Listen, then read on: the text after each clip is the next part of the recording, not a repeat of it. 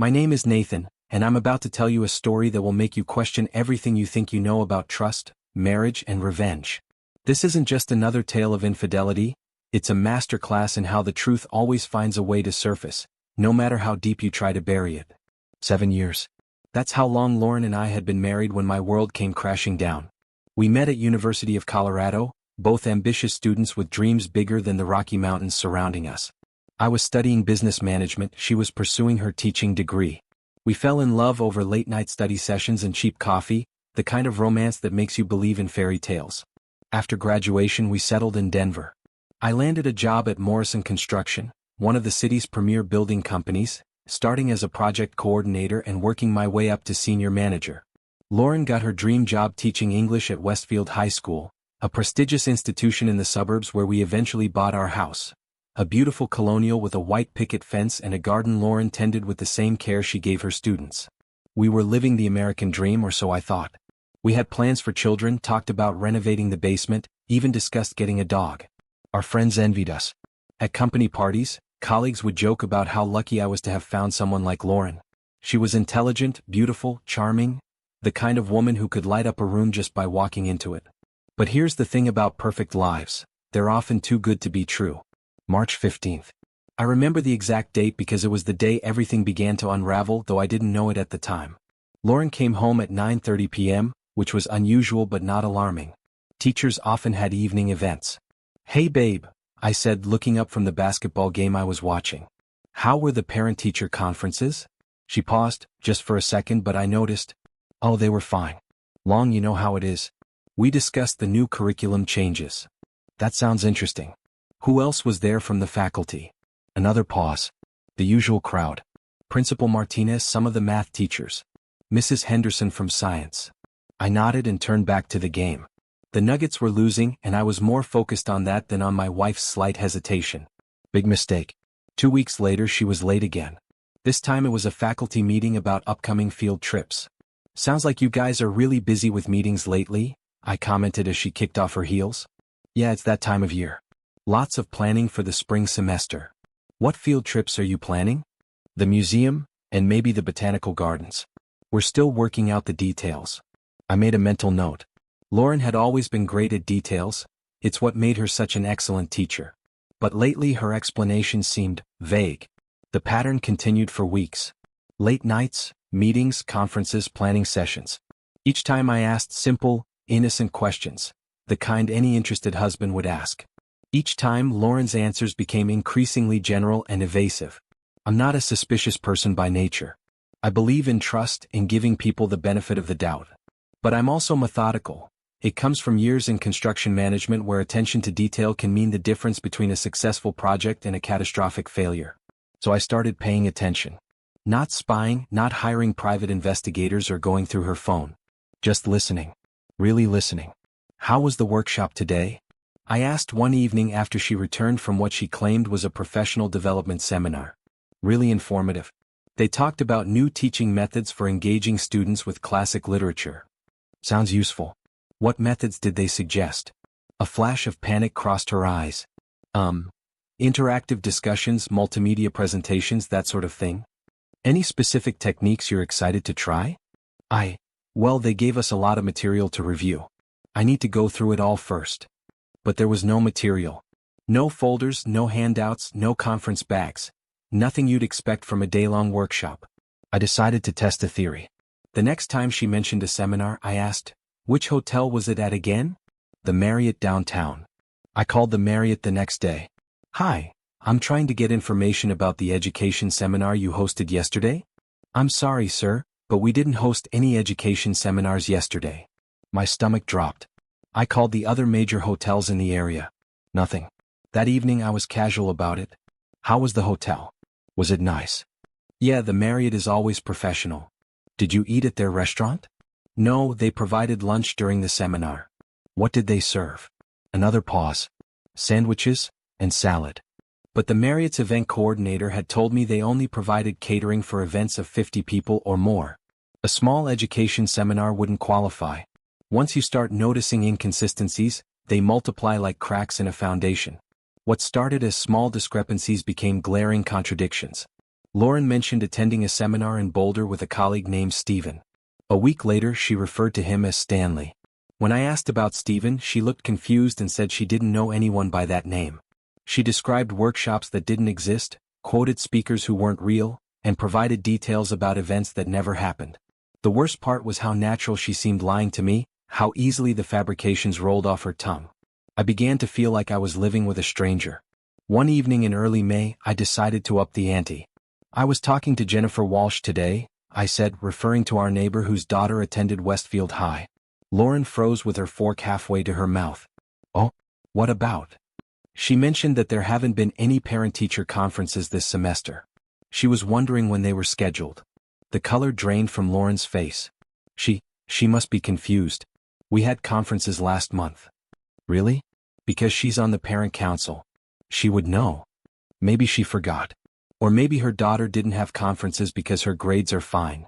But I could see the panic in her eyes, the way her hands trembled slightly as she reached for her water glass. I spent sleepless nights staring at the ceiling trying to make sense of it all. My wife of 7 years, the woman I trusted completely, was lying to me about her whereabouts multiple times a week. There was only one logical explanation, but I needed to be sure. On a Thursday evening in late May, Lauren announced she had another seminar the next day. "Where's this one?" I asked. "Colorado Springs. It's about integrating technology in English curriculum." "Sounds important. What time does it start?" 9 a.m. "I'll probably be gone all day." That Friday I did something I never thought I'd do. I called in sick to work and followed her. She didn't go to Colorado Springs. Instead, she drove to a small bed and breakfast on the outskirts of Denver, the kind of place couples go for romantic getaways. I parked across the street and waited, my heart pounding so hard I could hear it in my ears. At 10:15 a.m. a man arrived. Tall, athletic build, probably in his early 30s. He looked around nervously before entering the B&B. 45 minutes later, Lauren's car pulled up. I watched my wife, the woman I loved more than life itself, walk into that building to meet another man. The world seemed to stop spinning. I sat in my car for 3 hours, numb with shock and betrayal. When they finally emerged, Lauren looked radiant in a way I hadn't seen in months. They kissed goodbye in the parking lot, not a peck between friends but the kind of deep, passionate kiss that spoke of intimacy and love. That weekend was torture. Lauren acted completely normal, asking about my day, discussing plans for our upcoming anniversary. All the while, I kept seeing her in that parking lot in another man's arms. I knew I could have confronted her then with photographic evidence, but something held me back. Maybe it was a need to understand the full scope of the deception, or maybe I was just too shocked to process it all. Instead, I decided to continue my strategy of simple questions, but with a new purpose. Monday evening, she announced another faculty meeting. "Who's this meeting with?" I asked. "The English department." "How many teachers is that?" She hesitated. 6. No, 7 including the substitute. "What's the substitute's name?" Karen. Karen Thompson." I called the school the next day and asked to speak with Karen Thompson in the English department. "I'm sorry," the receptionist said, "we don't have a Karen Thompson on staff." When I asked Lauren about the meeting that evening, she mentioned that Karen couldn't make it due to illness. "That's too bad." "What was she sick with?" "Just a cold, I think." "How long has she been working at the school?" "Oh, just this semester. She's covering for Mrs. Rodriguez while she's on maternity leave." But Mrs. Rodriguez wasn't on maternity leave. I'd seen her at the grocery store the previous weekend. I became a detective in my own marriage, but not in the way you might expect. I didn't hire professionals or install tracking devices. Instead, I used Lauren's own words against her, creating a web of questions that grew more tangled with each lie. Through careful questioning, I learned that her mysterious colleague was named Kyle Morrison. She let his name slip during one of her fabricated stories about a team meeting. A little research revealed that Kyle Morrison was indeed employed at Westfield High School, but not as a math teacher as Lauren had claimed. He was the new physical education instructor who'd been hired in February, right around the time Lauren's meetings began. Further investigation revealed that Kyle was married with 2 children. His wife, Melissa, worked as a nurse at Denver General Hospital. They lived in a modest house about 10 miles from us, and from all outward appearances, they seemed like a happy family. But appearances, as I was learning, could be deceiving. I began to piece together the timeline. The seminars always fell on days when Kyle would be free, typically Fridays when the school had half days or during his free periods. The parent conferences coincided with times when Melissa was working night shifts at the hospital. They'd been careful but not careful enough for someone asking the right questions. By mid-June, I had enough evidence to confront Lauren, but I wanted to see how far she would go with the deception. The lies had become so elaborate that she was essentially living a double life, and I was curious to see when or if the guilt would finally overwhelm her. The breaking point came on a Tuesday evening. Lauren announced she had a conference in Vail the following day, an all-day event about innovative teaching strategies. "Vail's beautiful this time of year," I commented. "Which resort is hosting it?" "The Mountain Lodge." I'd stayed at the Mountain Lodge during a business trip 2 years earlier. It was a small, intimate resort with maybe 50 rooms total. That's a nice place for a conference. "How many teachers are attending?" "About 30 from schools across the state." 30 teachers at a 50-room resort? Seems like it would be pretty crowded. For the first time, Lauren looked truly rattled. "Well, there might be other guests too. Of course. It's just interesting that they'd choose such a small venue for a professional conference."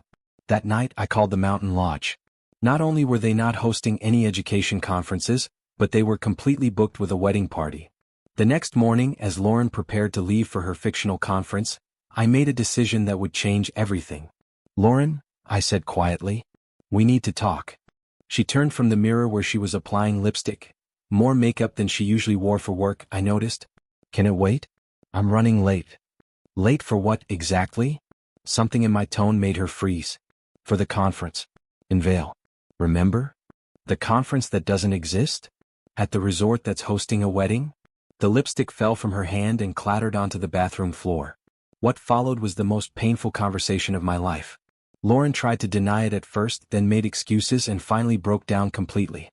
"His name is Kyle," she sobbed. "Kyle Morrison. He teaches at the school." "I know," I said quietly. She looked up, surprised. "You know? I've known for weeks. I was waiting for you to tell me the truth." The whole sordid story came out. They'd met in February when Kyle started at the school. He was charming, funny, and paid attention to her in ways that made her feel special. It started with coffee, then lunch, then afternoon meetings that turned into something more. "It wasn't supposed to happen," she kept saying. "I love you, Nathan. I never wanted to hurt you." But she had hurt me. Deeply. Not just with the affair but with months of lies, deception, and betrayal. Every time she looked me in the eyes and invented another story, every time she made me doubt my own perceptions, every time she came home from being with him and kissed me goodnight, those moments had poisoned something fundamental in our relationship. "How long?" I asked. 3 months, she whispered. 3 months of lies. 3 months of living a double life. 3 months of making love to me while being in love with someone else. The days following Lauren's confession were surreal. She begged for forgiveness, promised to end things with Kyle, suggested couples counseling. She cried, she pleaded, she made grand gestures, flowers, my favorite meals, tickets to shows I'd mentioned wanting to see. But something inside me had fundamentally shifted. It wasn't just anger, though I was angry. It wasn't just hurt, though I was devastated. It was a cold, calculating realization that the woman I'd married, the woman I'd trusted with my heart, my dreams, my future, was capable of sustained deception on a level I'd never imagined. I told her I needed time to think. She moved into the guest room, giving me space while hoping for reconciliation. During those quiet evenings, while she watched TV downstairs and I sat in our bedroom surrounded by 7 years of shared memories, I made a decision. I wasn't going to be the wronged husband who either forgave and forgot or simply walked away defeated. I was going to ensure that the truth had consequences, not just for Lauren but for everyone involved in this deception. Before I made any moves, I needed to fully understand the situation. Kyle Morrison, it turned out, was more than just a physical education teacher having an affair. A little digging revealed some interesting facts about his character. He'd been fired from his previous job at a high school in Fort Collins for inappropriate conduct. Details were vague, but it involved female students finding him too friendly. He'd somehow landed the job at Westfield despite this history, probably because the school was desperate for a PE teacher mid-semester. His wife Melissa seemed like a genuinely good person. She worked double shifts at the hospital, often pulling 12-hour days to support their family while Kyle pursued what he claimed was his passion for shaping young minds. She posted frequently on social media about her children's achievements, her pride in Kyle's new career, and their plans for a family vacation they were saving for. Meanwhile, Kyle was using school resources to facilitate his affair. He'd booked several of those hotel rooms using the school's corporate credit card, claiming they were for recruiting events and professional development conferences. He was literally stealing from the institution that employed him to fund his betrayal of his wife. This wasn't just infidelity, it was fraud. I've always believed that the best revenge is a life well lived, but sometimes justice requires a more active approach. I wasn't interested in destroying lives for the sake of destruction, but I was committed to ensuring that actions had appropriate consequences. My plan was multifaceted. First, I would gather indisputable evidence of the affair and the financial fraud. This meant documentation, photographs, receipts, everything needed to paint a complete picture of what had been happening. Second, I would ensure that the appropriate authorities were informed. This included Kyle's employer, the school district's administration, and potentially law enforcement regarding the fraudulent use of school funds. Third, I would make sure that Melissa Morrison knew the truth about her husband. She deserved to make informed decisions about her marriage and her future. Finally, I would end my own marriage with dignity and ensure that I emerged from this situation in the strongest possible position. The evidence gathering was easier than I'd anticipated. Lauren had been sloppy in her deception, leaving a trail that was simple to follow once you knew where to look. I found receipts hidden in her car, credit card statements showing charges at hotels and restaurants during her supposed conferences, and even a burner phone she'd been using to communicate with Kyle. The phone contained months of text messages that left no doubt about the nature of their relationship. But the most damaging evidence came from Kyle's own stupidity. He'd been using the school's credit card so flagrantly that I was able to obtain copies of the statements through a contact I had in the district's accounting department. Over 3 months, he'd charged nearly $3,000 in hotel rooms, restaurant meals, and even flowers, all supposedly for professional activities. I started with the school administration. I prepared a comprehensive report documenting Kyle's fraudulent use of school resources, complete with copies of receipts, credit card statements, and photographic evidence of his activities during school hours. I delivered this package personally to Principal Martinez on a Monday morning, along with a formal complaint about a teacher using school resources for personal activities that violated district policy and potentially state law. The investigation was swift. By Wednesday, Kyle Morrison was suspended pending a full review. By Friday, he was terminated for cause, which meant no severance pay, no benefits continuation, and a permanent mark on his professional record that would make finding another teaching position nearly impossible. Lauren was devastated when she heard the news. She called me at work, crying about how Kyle had lost his job and how his family would suffer. "That's unfortunate," I said calmly. "Actions have consequences." She didn't yet realize that her own consequences were just beginning. News of Kyle's termination spread quickly through the school. Lauren found herself in an impossible position. Colleagues who knew about their relationship began treating her differently, while those who didn't know started asking questions about why she seemed so upset about the departure of a PE teacher she supposedly barely knew. The stress began showing. She lost weight, developed insomnia, and started making mistakes in her own work. Students complained about her distracted teaching, and parents began asking questions about her competence. But I wasn't done. Melissa Morrison deserved the truth. I spent days crafting a letter that was factual, compassionate, and thorough. I included copies of hotel receipts, photographs of Kyle and Lauren together, and documentation of the timeline of their affair. I wasn't cruel or vindictive in my approach. I simply presented the facts and let Melissa draw her own conclusions. I mentioned that I was also ending my marriage due to my wife's infidelity and that I thought she should have the same information I had when making decisions about her future. I mailed the letter on a Tuesday and included my contact information in case she had questions or needed additional information. Melissa called me 2 days later. Her voice was shaky but controlled. "Mr. Patterson? This is Melissa Morrison. I received your letter. I'm sorry you had to learn this way," I said. "I thought you deserved to know." "Thank you," she said quietly. I had suspicions, but I kept telling myself I was being paranoid. The late nights, the secretive phone calls, the way he'd been acting. I knew something was wrong, but I didn't want to believe it. We talked for over an hour. Melissa was a remarkable woman, strong, intelligent, and far more resilient than her husband deserved. She told me about the financial stress they'd been under, how she'd been working extra shifts to save money for their children's college funds while Kyle was spending thousands on his affair. By the end of the call, she'd made her decision. She was filing for divorce and seeking full custody of their children. Kyle's world collapsed quickly after his termination. Without income and facing a divorce that would likely result in significant alimony and child support payments, he spiraled into increasingly desperate behavior. He began calling Lauren constantly, sometimes drunk, alternating between declaring his love and blaming her for ruining his life. He showed up at the school, begging to speak with administrators about getting his job back. He even called me once, demanding to know why I'd destroyed an innocent man's career. Innocent? I replied calmly. You stole thousands of dollars from the school district and betrayed your wife and children. Which part of that seems innocent to you? Meanwhile, Lauren was discovering that her affair partner wasn't quite the man she thought he was. The charming, confident teacher who'd swept her off her feet became a bitter, unemployed man who drank too much and blamed everyone else for his problems. Lauren's position at Westfield became increasingly tenuous. While she hadn't engaged in the financial fraud that got Kyle fired, school administrators were well aware of her involvement in the affair. Parents began requesting that their children be transferred to other English classes. Colleagues distanced themselves from her. The final blow came when the school district implemented a new policy requiring background checks and character references for all teachers up for contract renewal. Lauren's relationship with Kyle, and the circumstances surrounding his termination, made her renewal unlikely.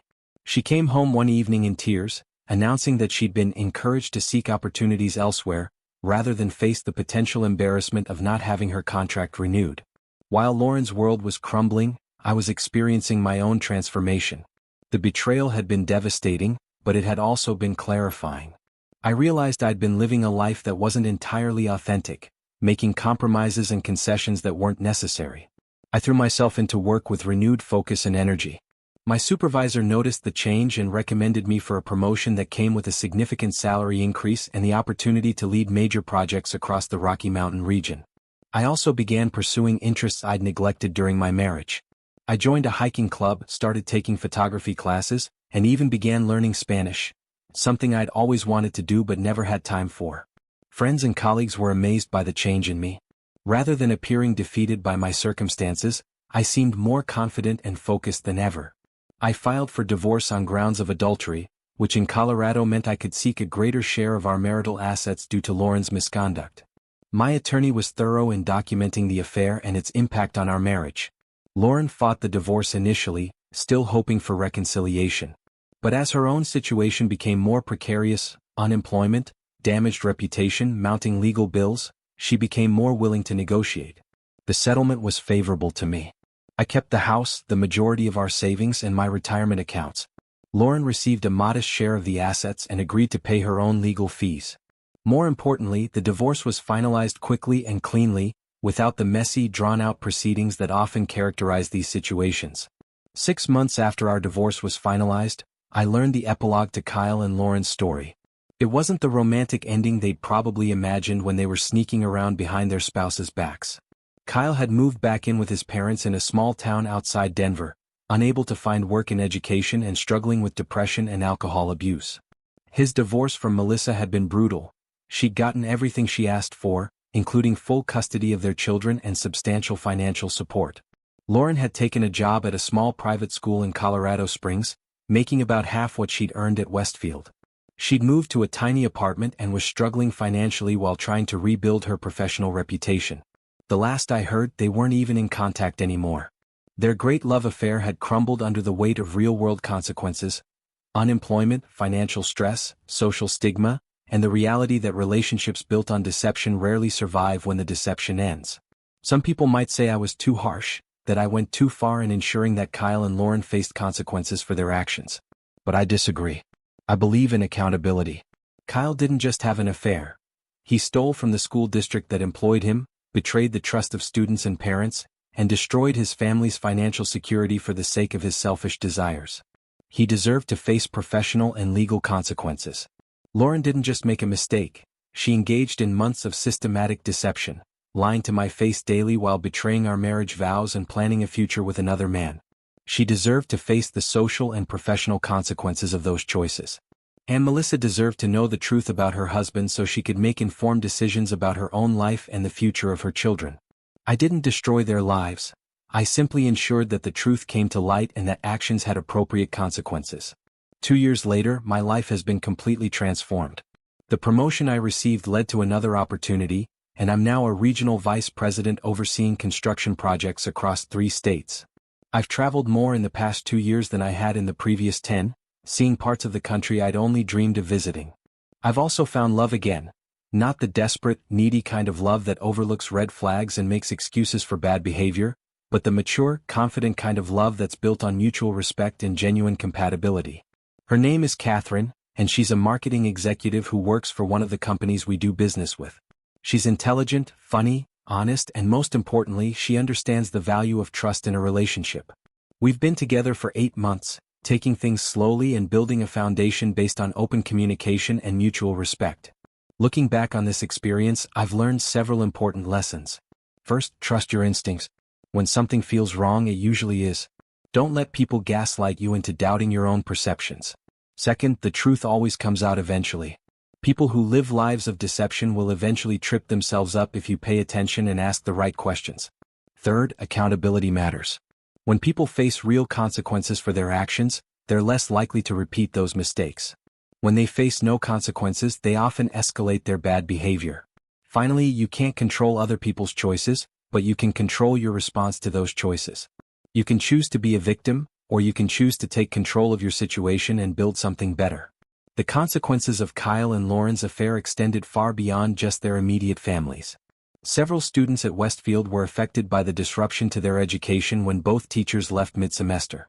Parents lost trust in the school's judgment and oversight. Melissa's children had to deal with their parents' messy divorce and their father's disgrace. These broader impacts reinforced my belief that infidelity isn't just a private matter between spouses, it affects entire communities and networks of relationships. I still live in Denver, but I've moved to a modern downtown loft that reflects my new life priorities. I've maintained some mutual friends from my marriage with Lauren, though many relationships inevitably changed when people were forced to choose sides or simply felt uncomfortable with the awkwardness. I've also become something of an unofficial counselor for other men going through similar situations. Word gets around in professional and social circles, and I've had several guys reach out to me for advice when they suspected their wives of cheating. My advice is always the same. Trust your instincts, ask simple questions, document everything, and don't let anyone convince you that you're paranoid or controlling for wanting honesty in your relationship. 3 years have passed since I first noticed Lauren's lies, and I can honestly say I'm grateful for the experience. Not grateful for the pain and betrayal, but grateful for the clarity it brought to my life. I learned that I'm stronger than I thought, more resilient than I imagined, and capable of building a better life from the ashes of a destroyed one. I learned the value of asking hard questions and demanding honest answers. Most importantly, I learned that sometimes the most loving thing you can do is refuse to enable someone's destructive behavior. Lauren eventually moved to another state and remarried, a man who apparently doesn't know about her history. I hope for his sake that she's changed, but I suspect that people who are capable of such sustained deception rarely transform themselves without serious intervention and accountability. Kyle never recovered professionally. Last I heard, he was working at a gym in his hometown, still living with his parents and struggling with the ongoing financial obligations from his divorce. Melissa, on the other hand, thrived. She got promoted to head nurse at her hospital, bought a beautiful house for herself and her children, and has built a life focused on her career and her kids' well-being.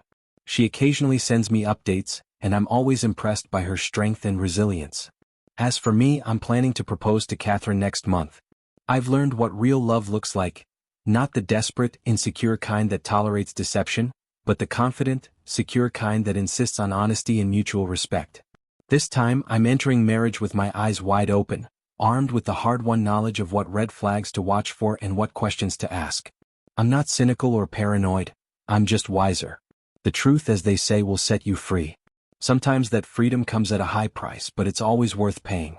And that's my story, not just of betrayal and revenge, but of transformation and redemption. Sometimes you have to lose everything you thought you wanted to discover what you actually need. Sometimes the end of one chapter is really just the beginning of a better one. Thank you for watching the video to the end. Maybe YouTube will no longer offer you my channel, so subscribe to it by clicking subscribe on the right under the video to receive new interesting stories. Also on the right of the video there is a playlist with other interesting stories that you can listen to, and you can also write in the comments what stories you would like to see on the channel.